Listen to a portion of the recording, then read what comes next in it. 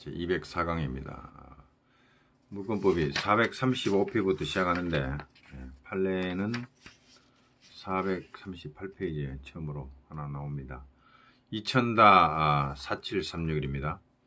소유권 이전 등기 의무의 이행불능으로 인한 전보배상 청구권의 소멸시효는 이전 등기 의무가 이행불능 상태로 돌아간 때로부터 진행한다고 할 것이고, 이행불능이라는 전보배상 개념은 전보배상 청구권인데, 전보배상 개념은 395조에 나옵니다. 395조에 보면, 물론 여기는 이제 이행지체에 관한 거긴 하지만,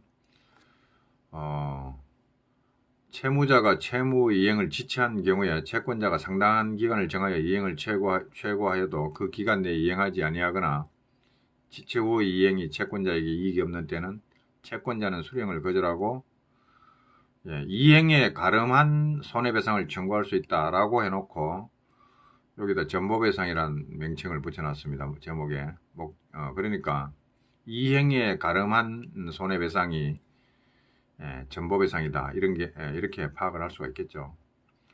물론 이행지체의 경우에도 이행지체하면 손해배상, 지연손해배상을 구할 수도 있고 이런 경우에 전보배상을 구할 수 있습니다만, 이행불능인 경우에는 이행을 더 이상 할 수가 없기 때문에 전보배상을 해야 되겠죠. 이행불능의 경우에도. 그래서 소유권 이전 등기 의무의 이행불능으로 인한 전보배상 청구권의 소멸시효는 이행불능 상태로 돌아간 때부터 진행한다. 그러니까 특별한 사정이 없는 한 손해배상 청구권이 성립하면 바로 청구할 수 있죠.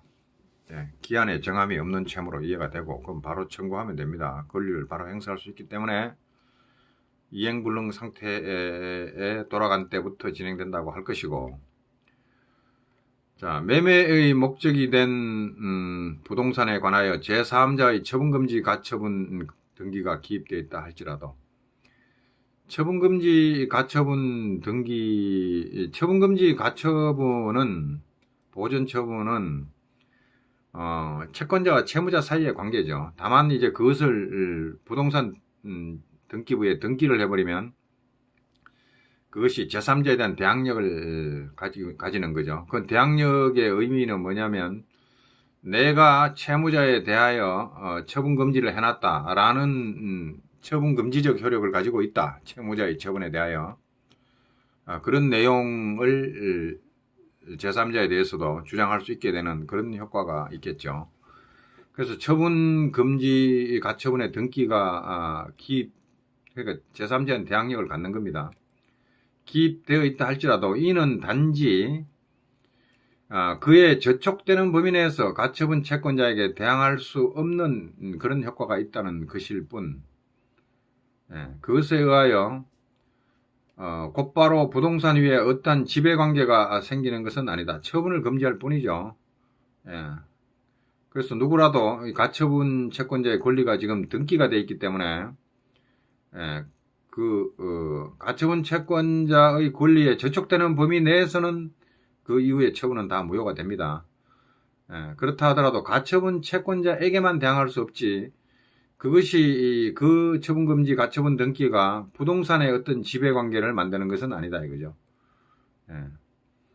그러니까 처분을 금지할 뿐, 부동산을 지배한다 그러면은 뭡니까? 사용수익 처분을 금지할 뿐이지 자기가 처분할 수 있는 것도 아니고 자기가 그걸 수익할 수 있게 되는 것도 아니고 그 물건을 바로 지배할 수 있는 어떤 지배관계가 생기는 것은 아니다 이거죠. 그래서 채무자가 그 부동산을 임의로 타에 처분하는 행위 자체를 처분하는 행위 자체가 금지되는 게 아니고, 처분해버리면 나중에 처분금지 가처분을 한 가처분 채권자가 본안소송에서 승소해가지고 자기의 피보전 권리가 확정이 되면 그 권리에 반하는 저촉되는 범위 내에서 처분 행위를 무효화시킬 수 있다는 겁니다. 그러나 그것은 장래의 일이고, 그렇다고 해서 채무자가 지금 가처분 등기가 돼 있다 해가지고 아예 매매 행위나 처분 자체를 못한다, 그런 것은 아니죠. 그런 것은 아니고, 그리고 또 그 가처분 등기가 돼 있더라도 뭐 나중에 사정 변경이랑 가처분 취소도 있을 수 있고, 예, 가처분 채권자가 가처분을 하게 된 그 피보전 권리에 대한, 예, 어떤 존재 근거를 다른 걸로 노력을 해가지고 그걸 피보전 권리를 예를 들면 뭐 돈이라 그러면 돈을 갚아버리든가 그런 방법으로 가처분 등기가 얼마든지 취소되거나 말소될 수 있는 사정이 장래에 어떻게 펼쳐질지 알 수 없습니다. 그야말로 보전 처분에 불과한 겁니다. 마치 가등기 하나 돼 있다 생각하면 뭐 그런 정도 수준이지, 가등기가 돼 있다 해가지고 그거 못 팔아먹습니까? 팔아먹고 나중에 본등기 하게 되면 그때 말소되면 되는 겁니다. 그런 정도의 효력을 가지고 있는 거지. 예, 그런 정도의 효력, 그런 정도의 의미를 갖는 것 뿐이지, 그 가처분 등기나 가압류 뭐 가등기 마찬가지입니다. 등기가 됐다 해가지고 건저당권 등기돼 있다 해가 쉽게 생각하면 그러겠네. 건저당권 등기돼 있다 해가 그 부동산 처분 못합니까? 나중에 건저당권의 부담만큼만 감수하고 팔아먹으면 됩니다.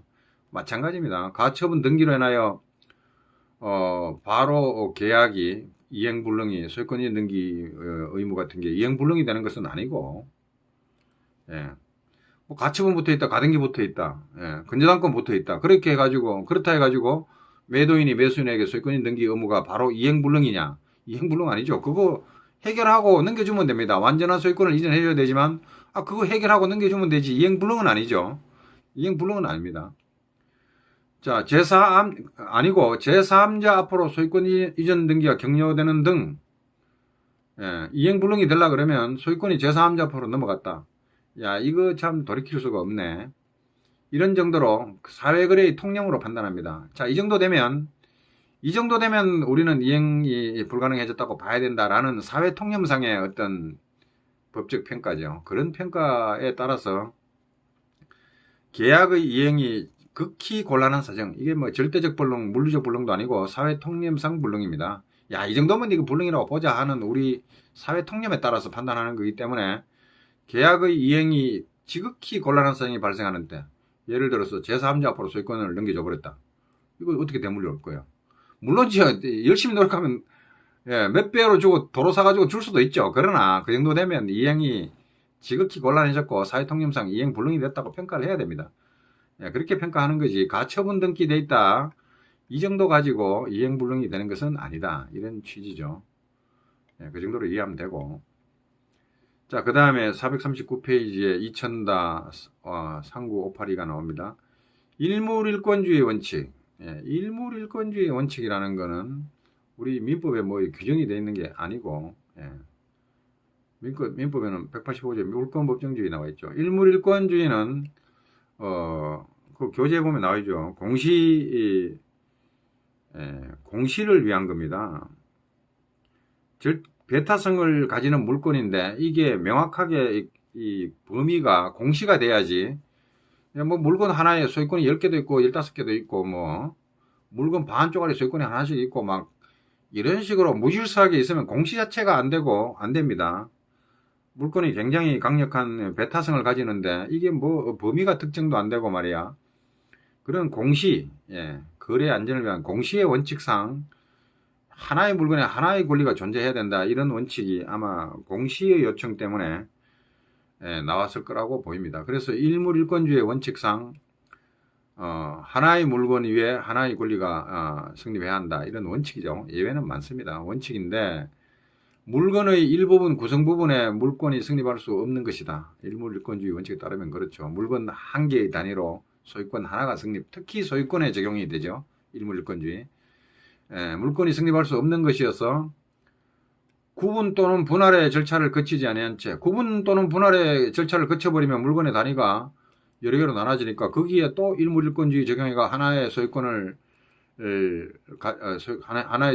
만드는 것, 이거는 뭐 일물일권주의 원칙상 맞는 거지만, 그런 구분 분할을 절차를 거치지 않고 하나의 부동산, 일개의 부동산, 일필의 토지 내지 일동의 건물, 거기다가 일부분만에 관해서 소유권 보존 등기를, 소유권 등기를 말이에요.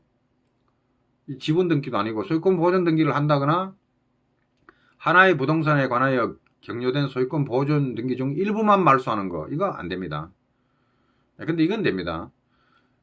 일부 말소하고 싶다 그러면 이거를 분필 내지 분할을 해가지고 그걸 두 개로 나눈 다음에 그 중에 한 군데 하나의 물건으로 독립이 되면 그때 그게 소유권 보전 등기 말소하는 거는 일물일권주의 원칙상 아무 문제가 없는데 지금 하나의 단위의 소유권 보전 등기를 일물일권주의 원칙을 준수해 가지고 하나 해놨는데 그걸 반만 소유권 보전 등기 반 쪼가리만 말소하자 이거 안 되죠. 그렇게 하는 게 아니고 먼저 분할 절차 구분 또는 분할 절차를 거친 다음에 그렇게 하면 됩니다. 그렇게 안 하고 바로 일물일권주의 원칙을 지키고 있는 그 소유권 보전 등기를 일부분만 말소하자 이거는 안 된다 이거죠. 순서가 잘못된 겁니다. 그런 정도로 이해하면 되고 자 그 다음에 440페이지로 가서 자 1필의 토지의 특정된 일부에 대하여 소유권 이전 등기 절차를 이행하는 판결을 할 수 있느냐 이 문제입니다. 판결을 받은 등기권자는 등기권자죠. 그 판결에 따라 토지의 분할을 명하는 주문 기재가 없더라도 토지의 분할을 명한다 뭐 이렇게 1 나오고 2 나오고 이렇게 안 나와도 어느 부분에 대해서 지금 현재 1필지입니다. 해서 소유권 등기 절차를 이행하라 이런 판결을 받았다더라도 토지 분할을 명하는 주문 기재가 없다 해도 상관없다 이거죠. 그 판결에 의해서 대위에서 분필 등기 절차를 할 수 있습니다. 대위 등기 할 수 있죠. 대위 채권자 같으면 대위 등기 할 수 있습니다. 부동산 등기법에서 보장하고 있는 거 아마 한번 봤을 겁니다. 민청에 설명할 때 안 봤기 때문에 다시 안 봅니다. 대위에서 그 특정된 일부에 대한 분필 등기 절차를 마칠 수 있습니다. 분필 등기 하면 되고 채권자 대위권을 대위 등기 하면 됩니다. 그래서 소유권 등기 하면 되죠. 그렇기 때문에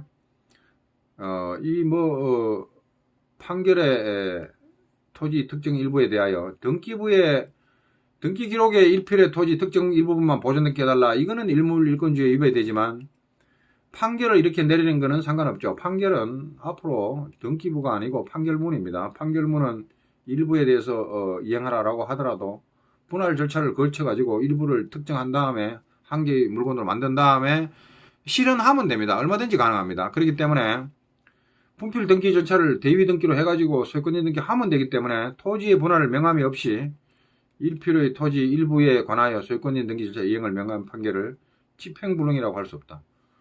단계를 거치면 집행할 수 있죠. 뭐 이 정도 이해하면 되고요. 별로 어렵지 않습니다. 그 다음에 440페이지에 역시 91-40238입니다. 자, 그러니까 일물일권주의라는 것은 공시방법, 특히 공시할 때 하나의 물건에 하나의 소유권이 성립하게 이렇게 공시해라 그런 거지. 판결을 하나의 소유권에 속하는 그 부동산 범위에 대해서 판결을 일부 이행하라는 판결을 할 수 없다 이런 내용은 전혀 아닙니다. 공시와 관련해서 나오는 거죠. 그렇기 때문에 판결 단계에서 그거 얼마든지 할 수 있고 공시할 때만 제대로 하면 되는 거죠. 자, 갑으로부터 매립 토지 중 해변 최근지 70평 을 양도받기로 하였으나 매립 분배에 관한 갑과 동업자 사이의 분쟁이 나가지고 갑에게 돌아갈 토지의 면적과 위치가 정해지지 못했다. 분쟁이 나가지고 그렇다고 계속 받지 마라 할 수는 없죠. 권리는 분명히 있습니다. 그렇다면 이것은 매립지 중 해변 최근지 해당 토지의 갑 소유 지분에서 70평에 해당하는 지분 이전 등기. 이거 지금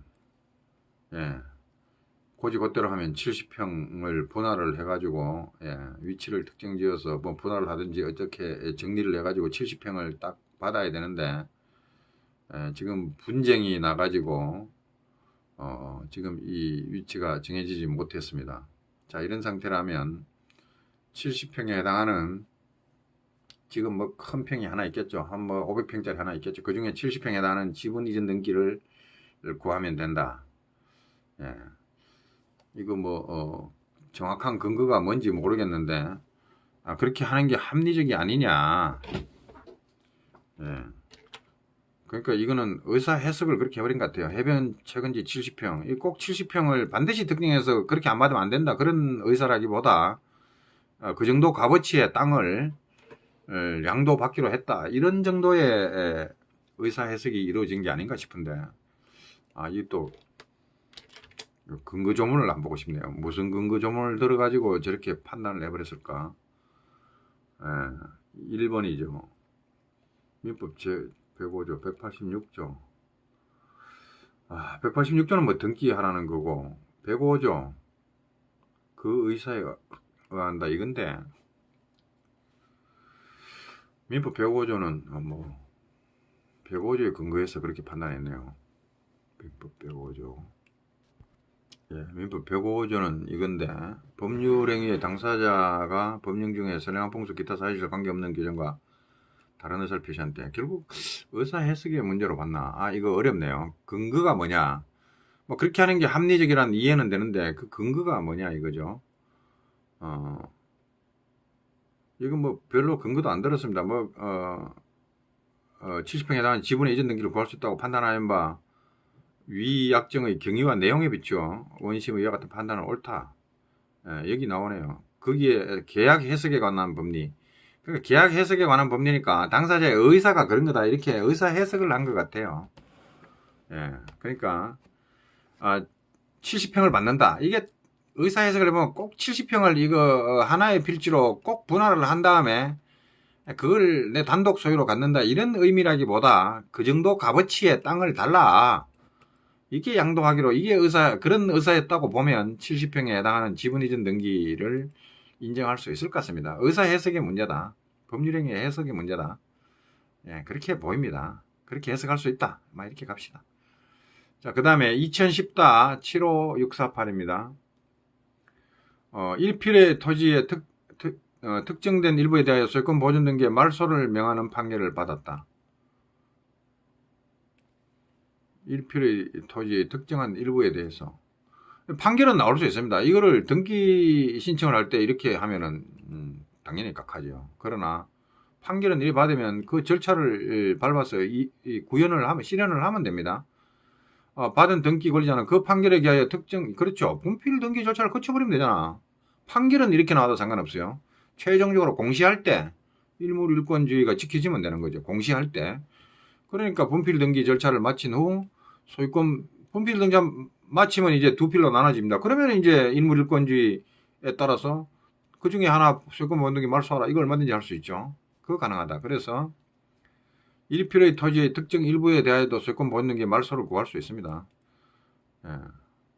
1필의 토지 특정 일부에 대하여 소유권 이전 등기 절차를 이행하라. 이것도 가능하고, 판결 단계에서는 이거 얼마든지 가능하죠. 이거를 이제 절차법으로 구현할 때 등기법에 따라서 일물일권주의 원칙이 지켜지도록 그렇게 실현해버리면 되는 문제죠.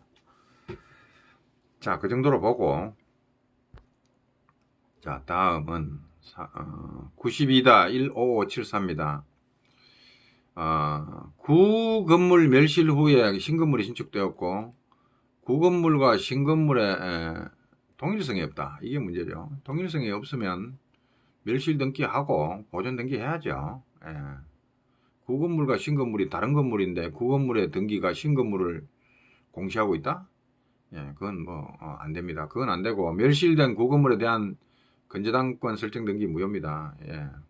멸실 등기에 따라서 다 폐쇄, 등기부가 폐쇄돼야 됩니다. 이에 기하여 진행된 임의경매 절차에서 신경무를 경락받았다. 강제집행 절차에서 건재당권, 아예 무효인 건재당권 설정 등기에 기초해서 절차가 진행되면 경락을 받아가지고 소유권을 취득을 못합니다. 최소한 강제집행, 이거는 임의경매죠. 임의경매이긴 하지만 집행을 개시하는 단계에서는 유효한 건재당권이 존재했었어야 됩니다. 그렇게 되고, 그 다음에 이제 건재당권 설정 등기가 나중에 무효가 됐는데 경매 절차를 정지 취소함이 없이 그대로 진행됐다 한다면, 그때는 이 소유권을 취득할 수 있을지라도, 민사집행법이 또 궁금해지네. 민사집행법 보면 지금 제267조에서 매수인의 부동산 취득은 담보권 소멸로 영향을 받지 않습니다. 이건 도중에 경매가 개시된 이후에 도중에 담보권이 소멸된 경우죠. 그 영향은 받지 않는답니다. 그러나 처음부터 무효인 담보권에 기해서 경매가 시작되었다 그러면 개시되었다 그러면 그거는 소유권 취득을 할 수가 없죠.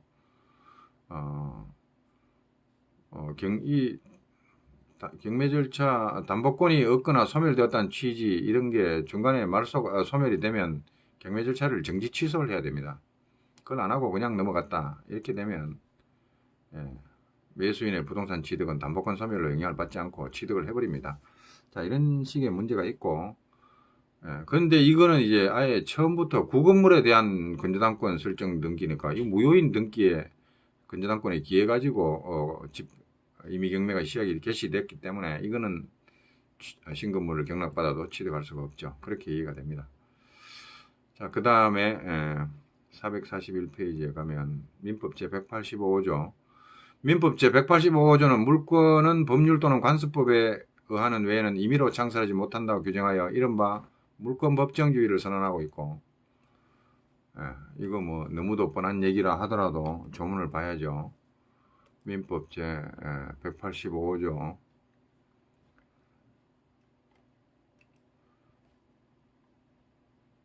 있습니다.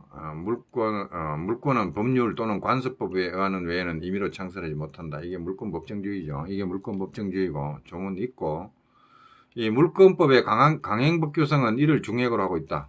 뭐 그건 뭐 가르쳐 주니까 배우면 되고. 법률, 성문법과 관습법이 인정하지 않는 새로운 종류의 물권을 창설하는 것은 허용되지 않는다. 물권법정주의 설명하고 있습니다. 관습상의 사도 동행권, 이게 관습법상의 물권이 될 수 있냐? 그런 거 인정 못한다 라고 판례가 했습니다. 물권법정주의 위배된다. 그 다음에 442페이지. 이 판례가 조금 복잡하니까 다음에 합시다.